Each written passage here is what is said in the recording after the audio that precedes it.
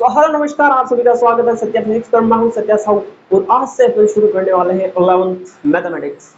तो अपने आज से शुरू होने वाले हैं 11th मैथ्स और आज अपन शुरू करेंगे चैप्टर नंबर फर्स्ट या फिर उसको एक्सरसाइज बोल सकते हैं। अपन एक्सरसाइज नंबर फर्स्ट शुरू करने वाले हैं जिसका नाम है अपने पास में सेट्स। तो सेट्स के बारे में बात करें उससे पहले अपन लोग मैथमेटिक्स के बारे में थोड़ी सी बात कर लेते हैं। तो भैया कि मैथमेटिक्स के अंदर आप जब आगे जाओगे, बढ़िया बढ़िया काम करोगे मैथमेटिक्स के अंदर, तो आपको मिलेगा अबेल प्राइज। अबेल प्राइज मिलेगा, ठीक है आप। लेकिन क्या आपने कभी सोचा है कि मैथमेटिक्स के अंदर नोबेल क्यों नहीं मिलता है? क्यों नहीं मिलता है?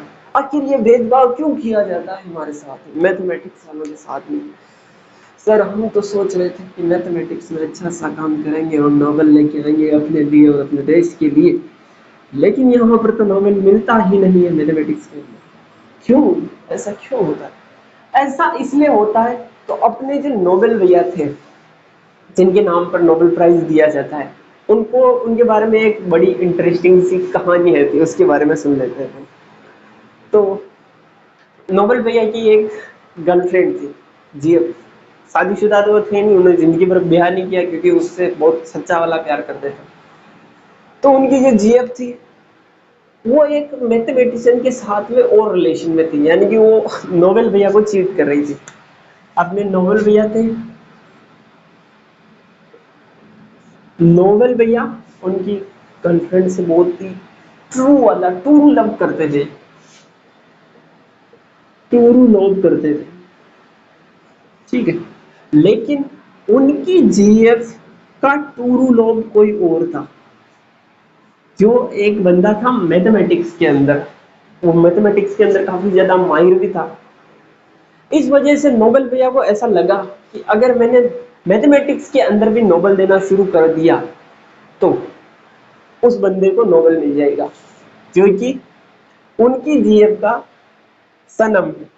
तो उस सनम को, सनम बेवफा को वो नोबेल ना मिले, इसलिए नोबेल भैया की पूरी मैथमेटिक्स प्रजाति से दुश्मनी हो गई। तो उन्होंने मैथमेटिक्स के लिए नोबेल देना बंद कर दिया। वैसे ये एक कहानी मात्र है और मैं कोई मन से सुना नहीं रहा हूँ, कहानी है ये, एक्चुअल में कहानी। लेकिन इसके पीछे जो फैक्ट्स हैं उनके बारे में आपको ये नहीं पता है कि वो सही है, ऑथेंटिक है या नहीं है, लेकिन कहानी आती है शुरू से ही, तो कहानी ये थी।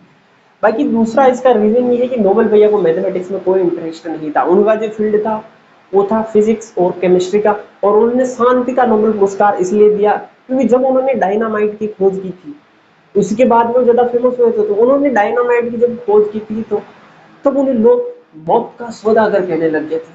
क्या? एक ऐसा आदमी जो मौत का सौदागर है। इस वजह से उन्होंने क्या कहा, उन्होंने सोचा कि अपनी छवि को थोड़ा सा सुधारते हैं और शांति के क्षेत्र में भी एक नोबेल देने लग जाते हैं। इसलिए उन्होंने शांति के क्षेत्र में नोबेल देना शुरू कर दिया। लेकिन कोई चिंता वाली बात नहीं है, अपने पास में नॉर्वे का एक अबेल पुरस्कार होता है, अबेल प्राइज होता है। जिस अबेल प्राइज को अपन बोलते हैं नोबेल ऑफ मैथमेटिक्स, बराबर प्राइज होता है नोबेल के अंदर और अबेल के अंदर। बस इतनी सी बात।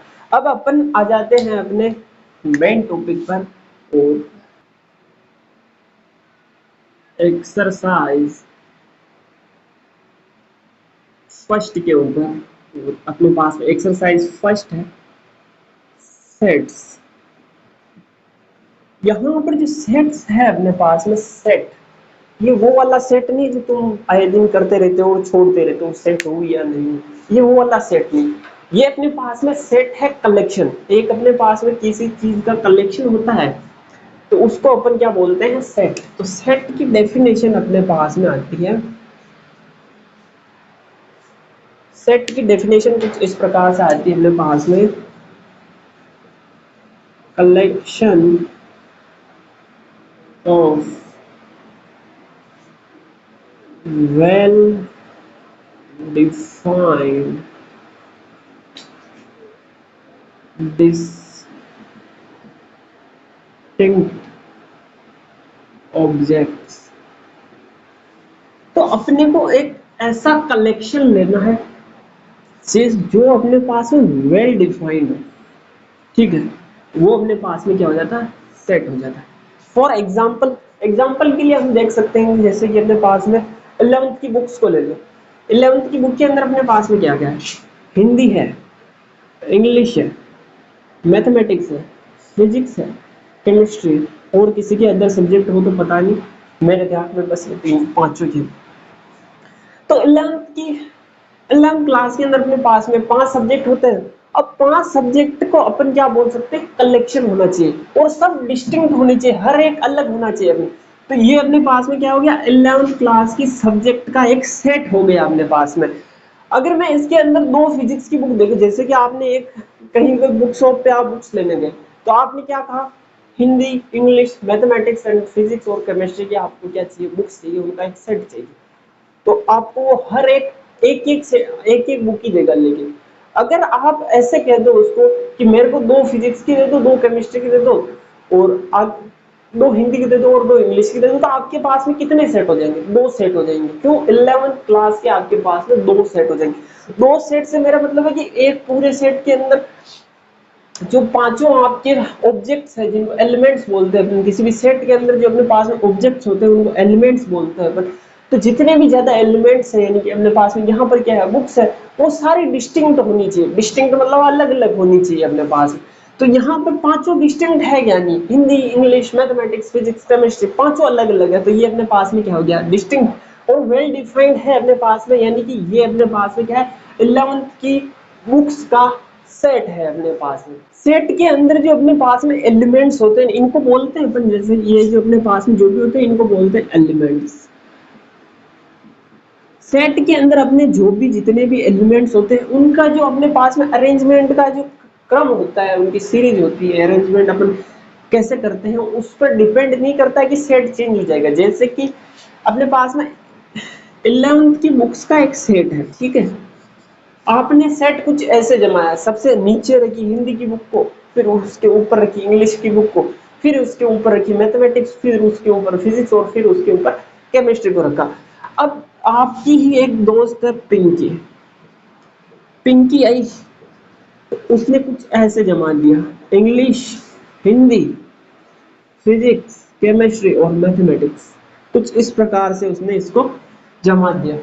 तो क्या हुआ, ये भी तो 11th की बुक का ही सेट है, ठीक है, इसके अंदर भी तो 11th की बुक ही है, इसके अंदर भी 11th की बुक है, यानी कि सेट थोड़ा ना चेंज हुआ अपने पास में, केवल अरेंजमेंट चेंज हुआ इसका। पहले कहां पर था, हिंदी पहले था, इंग्लिश बाद में, मैथमेटिक्स, फिर फिजिक्स, केमिस्ट्री, लेकिन इसने क्या किया, अरेंजमेंट बदल दिया इसका। लेकिन अरेंजमेंट बदलने से सेट नहीं बदलता, ये बात आपको दिमाग में खोपड़े में घुस जानी चाहिए बस। सबसे अहम बात यही है कि अपने पास में कि सेट के अंदर जो एलिमेंट्स का अरेंजमेंट होता है वो बदलने से आपका सेट नहीं बदलता है। और अपन ने क्या कहा, सेट है वेल डिफाइंड होना चाहिए। वेल डिफाइंड जैसे कि अपन एक एग्जांपल से देख लेते हैं। एक तो एग्जांपल ये हो गया अपने पास में 11th की बुक्स वाला। अब दूसरा एग्जांपल ऐसे देख सकते हैं कि अपने पास में जैसे कोई कहे set of natural number less than 10। अब अपने 10 से छोटे सारे नेचुरल नंबर का एक सेट बनाना आपने। तो नेचुरल नंबर कहाँ से स्टार्ट होता है, 1 से स्टार्ट होता है, 1 2 3 4 5 6 7 8 और ये 9। 10 से छोटा ही नहीं, 10 इसके अंदर नहीं आना चाहिए। ये अपने पास में क्या हो गया, सेट। अब ये अपने पास में क्या है, वेल डिफाइंड है। इसके अंदर जितने भी ऑब्जेक्ट है, जितने भी ज्यादा एलिमेंट्स है, वो सारे नेचुरल नंबर है और 10 से छोटे हैं। तो ये क्या हो गया, वेल डिफाइंड हो गया अपने पास में। तो कोई भी सेट होता है वो हमेशा वेल डिफाइंड होना चाहिए, उसके अंदर जितने भी ऑब्जेक्ट्स, जितने भी एलिमेंट्स होने चाहिए वो सारे डिस्टिंक्ट होने चाहिए। अब कुछ सिंबल्स की बात कर लेते हैं। ऐसे सिंबल जो अपन सेट थ्योरी है, यानी कि अपने पास सेट्स वाला चैप्टर पढ़ते हैं। सेट थ्योरी बहुत बड़ी चीज है। यहाँ पर तो आप बस उसके 1% से रूबरू होंगे जब आप कॉलेज के अंदर जाओगे, बीएससी करोगे या फिर बीटेक करोगे, तब आपके अंदर सेट थ्योरी पर पूरी एक बुक आएगी अलग से। तो वो जो बुक होती है ना, वो है आपके असली सेट थ्योरी। ये आपको बस परिचय करा रहे हो, इंट्रोडक्शन है या आपका सेट से 11th के अंदर भी होगा और 12th के अंदर भी होगा। जब आप रिलेशन एंड फंक्शन पढ़ोगे तो उसके अंदर सेट का बहुत ही अहम रोल है। आपके अंदर 11th के अंदर दूसरा चैप्टर है रिलेशन एंड फंक्शन का, और 12th के अंदर रिलेशन एंड फंक्शन वाला पहला ही चैप्टर है। तो दोनों के अंदर आपके सेट काम में आने ही वाला है। तो सेट के अंदर जब भी अपन पढ़ते हैं सेट, तो सेट के कुछ सिंबल होते हैं, सिंबल्स होते हैं कुछ ऐसे सिंबल जो दिखने में बड़े ही अटपटे लिखते हैं। पहली बार देखोगे, पहली बार परिचित हो, उल्टा ए। उल्टा ए को क्या बोलते हैं अपन? For all. उल्टा ई, सारे उल्टे उल्टे आएगा, इसका मतलब there exist.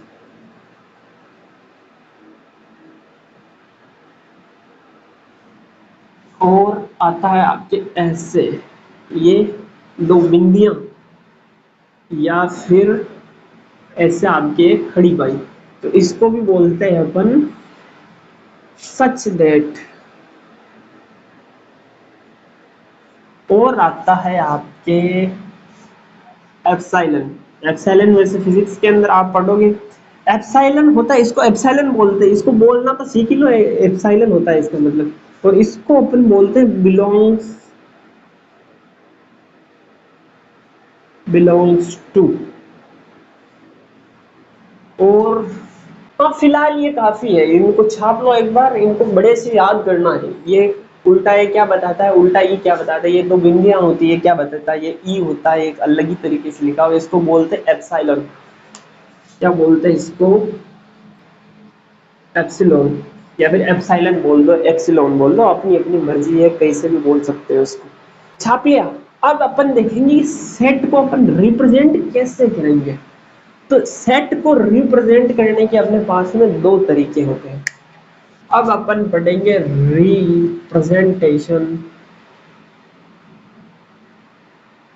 Of A set. Set को अपन कैसे रिप्रेजेंट कर सकते हैं।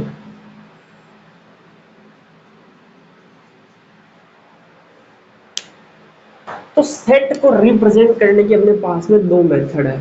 There are two methods of representation of a set।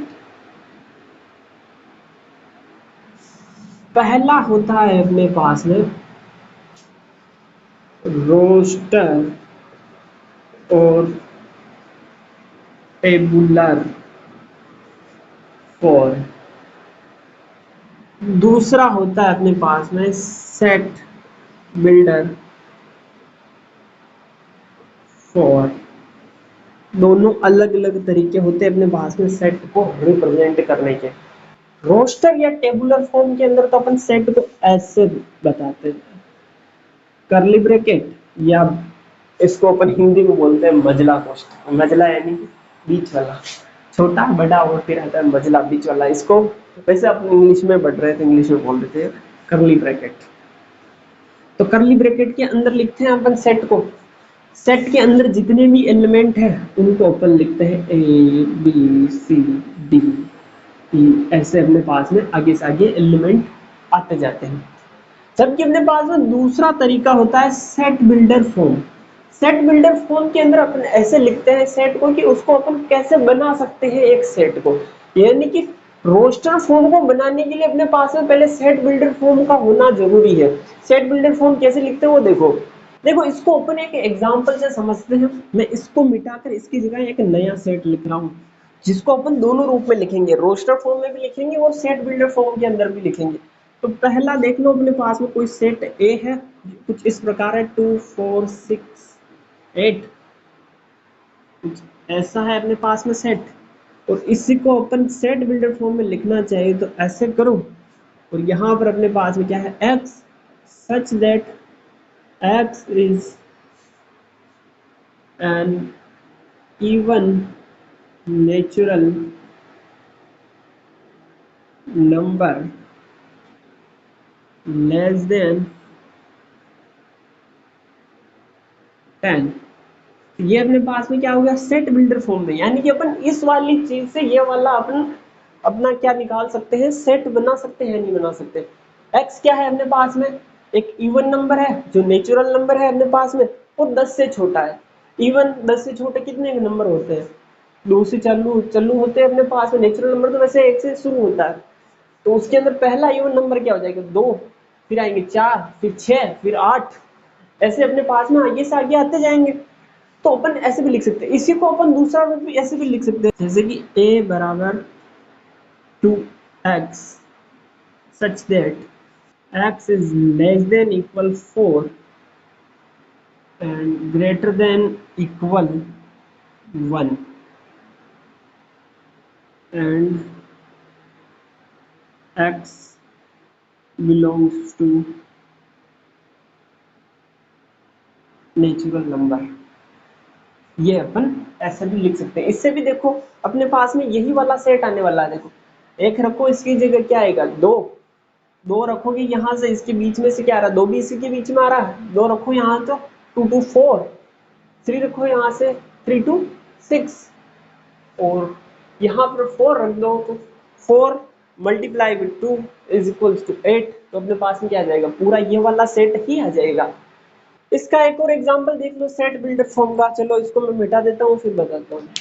देखो सेट बिल्डर फॉर्म के अंदर लिखना है किसी को, अपने को रोस्टर या टेबुलर फॉर्म के अंदर कोई सेट दे रखा है, उसको अपने को लिखना है सेट बिल्डर फॉर्म के अंदर। जैसे कि अपने पास में दे रखा है कोई सेट ए 1/2, 2/3, 3/4, 4/5, 5/6, 6/7, आपके बुक का ही एग्जाम्पल है एक। और इसको अपने को सेट बिल्डर फॉर्म के अंदर लिखना है, तो कैसे लिख सकते हैं, A is equals to X such that X is equals to N upon N plus 1। देखो ये कैसे लिखा, ऊपर देखो 1 2 3 4 5 6, यानी कि जैसे जैसे आप बढ़ते जा रहे हो नंबर ही आ रहे हैं सीधे सीधे 1 2 3 4 5 6, तो नीचे देख रहे हो तो ऊपर वाले से जस्ट एक ज्यादा है अपने पास में, तो इसको लिख सकते हैं, ये अपने पास में पूरी वैल्यू आ जाएगी n, और नीचे वाली इससे एक ही तो ज्यादा है, तो इसको अपन क्या लिख सकते हैं, n प्लस 1। तो n plus 1 where n belongs to natural number and n की वैल्यू कहां से कहां तक होनी चाहिए अपने पास में, एक से छोटी नहीं होनी चाहिए और 7 से बड़ी नहीं होनी चाहिए, यानी कि n है 7 से छोटा या बराबर हो सकता है, या फिर 1 से बड़ा या फिर 1 के बराबर हो सकता है। इसको अपन ऐसे लिख सकते हैं सेट बिल्डर फॉर्म के अंदर। अब अपन पढ़ लेते हैं टाइप ऑफ सेट, अपने सेट के कितने टाइप हो सकते हैं। तो अब अपन पढ़ लेते हैं टाइप्स ऑफ सेट्स। सेट के कौन कौन से टाइप होते हैं, इसमें सबसे पहला आपने आता है एम्प्टी सेट। एम्प्टी सेट, इसको अपन और बोलते हैं वॉइड सेट, या फिर इसको अपन और बोलते हैं नल सेट। पानी वाला नल नहीं, ठीक है, नल माने वॉइड या फिर एम्प्टी, दोनों एक ही चीज है, तीनों एक दूसरे के आपस में सिनोनिम ही होते हैं। नाम से पता चल रहा है एम्प्टी सेट यानी कि एक ऐसा सेट जिसके अंदर एलिमेंट नहीं हो, उसको अपन क्या बोलते हैं, एम्प्टी सेट। क्या लिख सकते हैं, ए set which does not contain any element। क्या बोलेंगे अपन उसको, एम्प्टी सेट। एम्प्टी सेट का एग्जांपल देखो, जैसे कि एक बंदर है, उसको भूख लगी, वो गया एक बाग के अंदर, उस बाग के अंदर जो सारे पेड़ हैं वो एप्पल के हैं, किसके हैं अपने पास में, एप्पल के। लेकिन अपने को वो सेट बनाना है, उन पेड़ों का सेट बनाना अपने को जिस पर अपने पास में क्या लगे हुए हैं, केले लगे हुए हैं। पास में बाग तो क्या है, एप्पल का है पूरा। अगर एप्पल का है अपने पास में बाग तो बंदर क्या है, केला नहीं खा पाएगा। अगर बंदर केला नहीं खा पाया तो ऐसा पेड़ ही नहीं होगा जिससे अपने पास में क्या होगा, केला लगा हुआ होगा, तो उनका सेट बनेगा ही नहीं। तो वो अपने पास में सेट क्या होगा, नल सेट, एम्प्टी सेट या फिर वॉइड सेट उसको बोल सकते हैं, क्योंकि उसके अंदर अपन क्या है, एलिमेंट यानी कि पेड़ों की संख्या कौन सी है, कौन कौन सा पेड़ है जिसके ऊपर एप्पल के अलावा, पेड़ एप्पल का है लेकिन केला लगता है, एक भी पेड़ ऐसा नहीं है। तो उसके अंदर अपने पास में क्या आ जाएगा, एलिमेंट है ही नहीं। एलिमेंट है ही नहीं तो वो क्या बोल सकते हैं, उसको अपन एक नल सेट या फिर एम्प्टी सेट बोल सकते हैं। दूसरा अपने पास में आता है इनफाइनाइट सेट।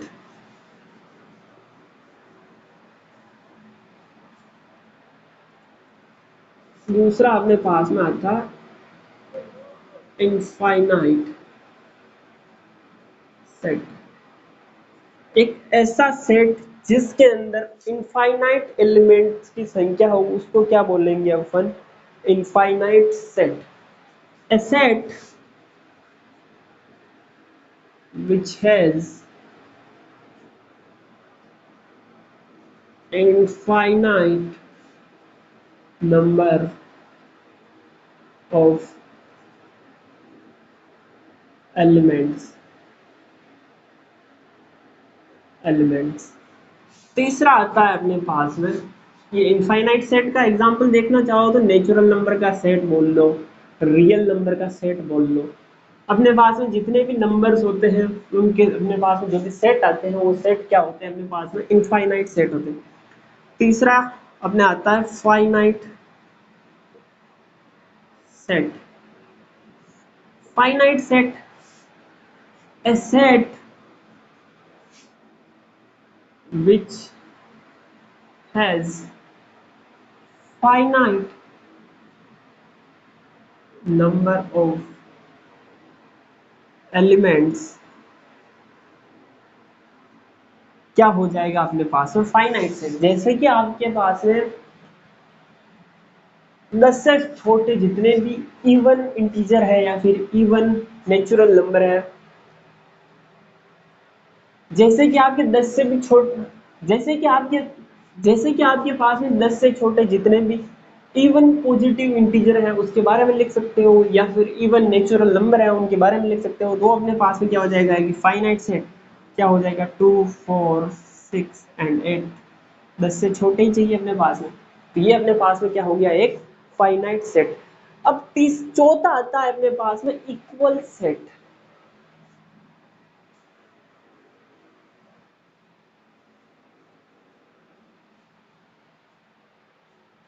चौथा आता है अपने पास में इक्वल।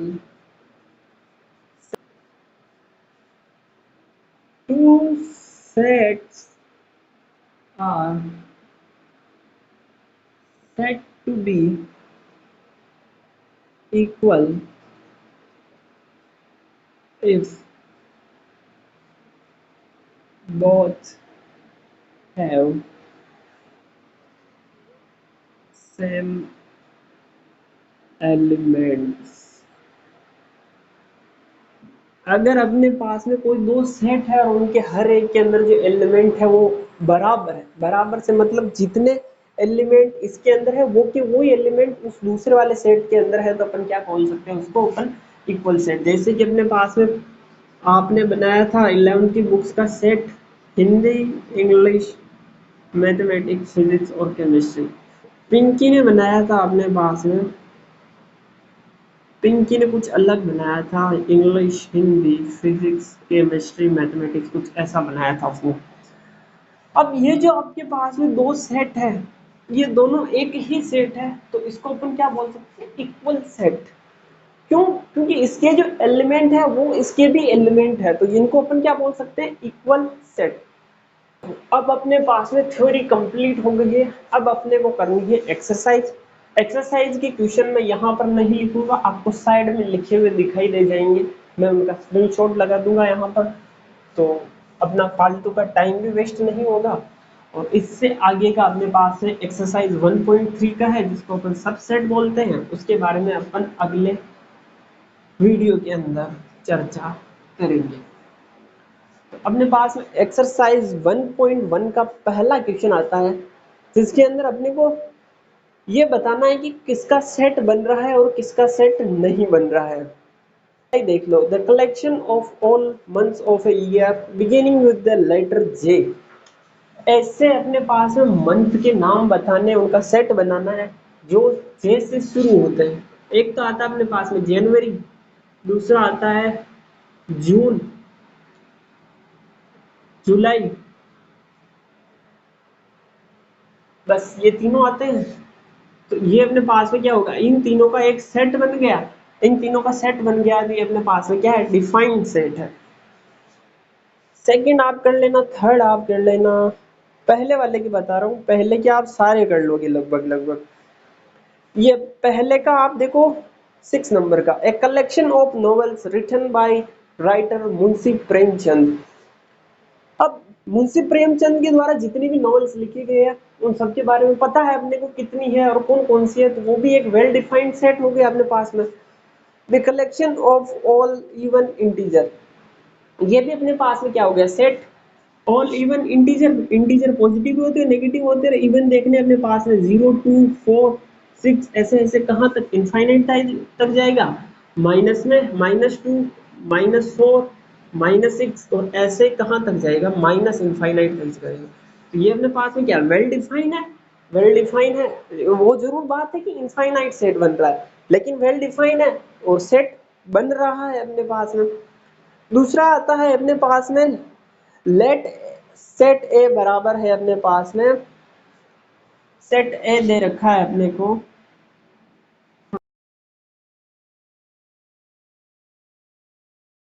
बोल रहा है अपने पास में ए दे रखा है 1 2 3 4 5 6। Insert the appropriate symbol epsilon और एप्सिलॉन नोट। उस क्रॉस का मतलब क्या होता है, नॉट बिलोंग्स, मतलब ऐसा कोई एलिमेंट है जो सेट से बिलोंग नहीं करता है, उसके बारे में लिखना है। तो पहला अपने पास में 5 और बीच में लगाना है इसके बिलोंग्स और नॉट बिलोंग्स। 5 इसके अंदर बिलोंग होता है तो उसके अंदर आ जाएगा ऐसे एप्सिलॉन। 8 8 नहीं होता है, 0 इसके अंदर नहीं है, 4 इसके अंदर है, 2 इसके अंदर है, 10 इसके अंदर नहीं है। तीसरा क्वेश्चन आता है अपने पास में, तीसरा क्वेश्चन आता है, तीसरे का पहला आता है, रोस्टर फॉर्म लिखनी है सबकी। पहला है अपने पास में, देखो मैं एक दो करवा देता हूँ। है अपने पास में तीसरे का पहला A X such that X is an integer, integer and -3 से बड़ा या इसके बराबर हो सकता है और 7 से छोटा होगा। तो सेट बना लो उसका, ऐसे इंटीजर बताओ जो -3 से बड़े हो और 7 से छोटे हो। तो -3 से बड़ा अपने पास में क्या होता है, -3 भी आएगा इसके अंदर, बराबर है -3 -2 -1 0 1 2 3 4 5 एंड 6 7 इसके अंदर नहीं है, तो इसलिए इसको अपन नहीं लेंगे। अब इसका पांचवा देख लो अपने पास में, पांचवा बोल रहा है ई बराबर है the set of all letter in the word trigonometry. Trigonometry word है उनका सेट है अपने पास में। तो सेट के अंदर अपन क्या बोलते हैं, डिस्टिंक्ट ऑब्जेक्ट होने चाहिए। डिस्टिंक्ट मतलब वर्ड्स का अपन बना रहे हैं, ई वाला बना रहे हैं अपन, तो इसके अंदर कोई भी चीज दो बार नहीं आनी चाहिए। टी एक बार, R I G O N M E Y, ये अपने पास में क्या हो गया, सेट हो गया ट्रिग्नोमेट्री के अंदर आए वर्ड्स का। ठीक है, क्वेश्चन नंबर 5 के अंदर कुछ नहीं है, जो भी अपने पास में सेट बिल्डर फॉर्म लिखी की हुई है उसके अंदर अगर आप चाहो तो रोस्टर फॉर्म भी लिख सकते हो। रोस्टर फॉर्म नहीं लिखना चाहो तो इसके एलिमेंट निकाल के लिख लो, क्योंकि इसके अंदर केवल एलिमेंट के बारे में पूछ रखा है कि कौन कौन से एलिमेंट है, तो उसके बारे में लिख लोगे आप। छठा है अपने पास में match each of the set on the left in the roster form with the same set on the right, describe in set builder form. अपने पास में लेफ्ट साइड के अंदर सेट रोस्टर फॉर्म के अंदर लिखा हुआ है और राइट साइड के अंदर अपने पास में सेट बिल्डर फॉर्म के अंदर लिखा हुआ है। इनको आपको मिलाना है, तो इनको तो मिला लोगे आप। अब अपन चलते हैं एक्सरसाइज 1.2 पर। देखो 1.1 में कुछ खास था नहीं, जल्दी से हो गई, कुछ खास था नहीं। सेकंड के अंदर भी कुछ खास नहीं, वैसे अपन ने इसके अंदर जो भी जितने भी कॉन्सेप्ट लगने वाले सबके बारे में अच्छे से पढ़ लिया। पहला क्वेश्चन बोल रहा है which of the following are example of null set. ऐसा सेट बताओ जो नल सेट बना रहा हो अपने पास में। पहला अपने पास में आता है, पहले का पहला आता है set of odd natural number divided by 2। ऐसा नेचुरल नंबर बताओ जो ओड होना चाहिए और 2 से डिवाइड होना चाहिए, इनका सेट बनो। ऐसा कोई भी नहीं है, तो अपने पास में क्या आ जाएगा, नल सेट हो जाएगा ये। दूसरा आ रहा है which of following sets are finite और इनफाइनाइट। कौन सा सेट अपने पास में फाइनाइट है और इनफाइनाइट है। Set of months of a year, finite set क्योंकि अपने पास में 12 महीने होते हैं और 12 का अपन क्या बना सकते हैं, एक सेट बना सकते हैं जो कि अपने पास में फाइनाइट नंबर है। 12 क्या है अपने पास में, एक फाइनाइट नंबर है। दूसरा आता है 1 2 3 डैश डैश डैश, आगे से आगे चला जा रहा, आगे से आगे चला जा रहा का मतलब क्या होगा, ये इनफाइनाइट तक रुकेगा, अभी पहले नहीं रुकने वाला। तो ये अपने पास में क्या आ गया, इनफाइनाइट नंबर या फिर इनफाइनाइट सेट। थर्ड आता है अपने पास में 1 से 100 तक के नंबर का अपने पास में सेट है, तो वो क्या हो गया, एक फाइनाइट सेट हो गया। चौथा अपने पास में set of positive integer greater than 100। अब 100 से ज्यादा बड़े अपने पास में इंटीजर होते हैं, बहुत सारे होते हैं, इनफाइनाइट होते हैं, तो ये भी अपने पास में क्या हो गया, इनफाइनाइट सेट हो गया। पांचवा आता है set of prime numbers less than 99। ये अपने पास में क्या आ गया, एक फाइनाइट सेट हो गया, क्योंकि प्राइम नंबर जो 99 से छोटे हैं फिक्स्ड होते हैं। तीसरा आता है अपने पास में state whether each of the following set is finite और इनफाइनाइट। पहला है इसके अंदर set of lines which are parallel to x axis. क्या होती है, एक्स एक्सिस के पैरेलल अपन कितनी लाइंस खींच सकते हैं, इनफाइनाइट। तो क्या होता है, देखो एक्स एक्सिस, एक्स एक्सिस ये वाई एक्सिस, इसके पैरेलल कितनी भी खींच दो ना यार, कौन रोकने वाला है आप लोगों को। तो ये अपने पास में क्या हो गया, इनफाइनाइट सेट हो गया। सेकंड है set of letter in alphabet. Alphabet के अंदर जो लेटर है उन लेटर का अगर अपन एक सेट बनाए तो कौन सा होगा, फाइनाइट सेट होगा अपने पास में। The set of number which are multiple of 5। 5 के मल्टीपल का अपने को एक सेट बनाना है, वो क्या होगा, इनफाइनाइट होगा, क्योंकि 5 के मल्टीपल तो कई सारे हो सकते हैं, 1 टू लेके इनफाइनाइट, कुछ किसी को किसी के भी साथ में मल्टीपल कर लो उसको। चौथा आता है अपने पास में set of animal living on earth. देखो ये भी अपने पास में क्या होगा, फाइनाइट सेट होगा। माना कि अपने पास में जो अर्थ पर लिविंग एनिमल्स है उनकी संख्या काफी ज्यादा है, लेकिन है फिक्स है, तो ये अपने पास में क्या आ जाएगा, finite set. Set of circle passing through the origin point. अपने पास में ओरिजिन पॉइंट, ये अपने पास में क्या होता है, ओरिजिन पॉइंट जहां पर दोनों एक्सिस एक दूसरे को क्रॉस करती है, यहां से पास करने वाले सर्कल्स की संख्या इनफाइनाइट बना सकते हो भाई। ऐसे बना दो, ऐसे बना दो, ऐसे बना दो, कोई फिक्स है नहीं। और कहां से गुजरना चाहिए, वो सेंटर से गुजरना चाहिए। ऐसे अपने पास में कितने सर्कल बना सकते हैं, इनफाइनाइट सर्कल बना सकते हैं अपन। तो ये अपने पास में क्या आ जाएगा, infinite set. In the following state whether A बराबर बी, यानी कि set A is equals to set B और नोट, कौन सा सेट आपस में बराबर। पहला देखो, पहले का ए और बी आपस में बराबर है, देखो दोनों के अंदर एबीसीडी ही है। दूसरे के अंदर देखो 4 8 12 और 16। बी के अंदर देखो 8 4 16 और 18 दोनों बराबर नहीं हो सकते हैं, क्योंकि दोनों के अंदर एक एक नंबर अपने पास में अलग अलग आ गया। तीसरा अपने पास में 2 4 6 8 10 और बी है इसका x is positive even integer less than 10, less than equal 10। तो ये अपने पास में क्या हो जाएगा, इसको क्या लिख सकते हैं, पॉजिटिव इवन इंटीजर होने चाहिए, लेस देन इक्वल 10 होना चाहिए। इसके अंदर अपन 2 4 6 8 3 ये पांचों आ जाएंगे अपने पास में, पांचों आ जाएंगे, तो ये अपने पास में क्या आ जाएगा, दोनों इक्वल सेट हो जाएंगे। पांचों देखो, are the following pairs of the set equals, give reason. पहला है अपने पास में सेट ए है 2 3, बी है अपने पास में x such that x is solution of पहला है अपने पास में पांचवे का क्वेश्चन नंबर 5 और इसका पहला है अपने पास में कुछ ऐसे दे रखा है a इज इक्वल्स टू 2,3 और b अपने पास में दे रखा है x such that x is solution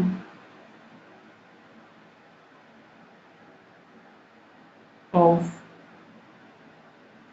x square plus 5x plus 6 बराबर 0। तो अब इसका सेट निकाल लो पहले अपने पास में, सॉल्यूशन करो इसके। सॉल्यूशन निकालोगे क्या करोगे इसका, फैक्टर करो इसके। X square plus 3x plus 2x plus 6 बराबर 0। कॉमन x है, x प्लस 3 यहाँ से प्लस 2 कॉमन आ जाएगा तो x प्लस 3 बराबर 0। x प्लस 3 और दूसरा अपने पास में आया यहाँ से x प्लस 2 बराबर 0। तो सॉल्यूशन आया इसके -2 एंड -3, जबकि अपने पास में इसके अंदर सेट के अंदर क्या है 2 3, तो दोनों इक्वल सेट नहीं है क्योंकि इसके अंदर पॉजिटिव वाले हैं और इसके अंदर अपने पास में नेगेटिव वाले हैं। दूसरा अपने पास में ए तो है लेटर सारे कौन से वाले फॉलो के अंदर है जो, और बी के अंदर अपने पास में वोल्फ के अंदर जो लेटर है। देखो फॉलो के अंदर और वोल्फ के अंदर जो लेटर है उनका सेट बनाओगे तो एक ही सेट बनेगा, क्योंकि सेट के अंदर कभी दो ऑब्जेक्ट सेम ऑब्जेक्ट नहीं आ सकते। तो फॉलो के अंदर जब आप बनाओगे तो डबल ओ नहीं आएगा और डबल एल नहीं आएगा, केवल एक एल आएगा और केवल एक ओ आएगा। तो अपने पास में वोल्फ के अंदर जो एलिमेंट्स आ रहे हैं वही अपने पास में फॉलो के अंदर भी आएंगे। अब छठा आप लोग करना, इसके अंदर जो जो सेट इक्वल्स होंगे उनको अलग कर लेना और जो इक्वल नहीं होंगे उनको अलग कर लेना। आप मिलते हैं अगले वीडियो के अंदर जिसके अंदर अपन बात करेंगे सब सेट के बारे में। तो वीडियो पसंद आया तो वीडियो को लाइक शेयर जरूर करना और चैनल में पहली बार विजिट करो तो सब्सक्राइब कर देना। मिलते हैं अगले वीडियो में, तब तक के लिए जय हिंद।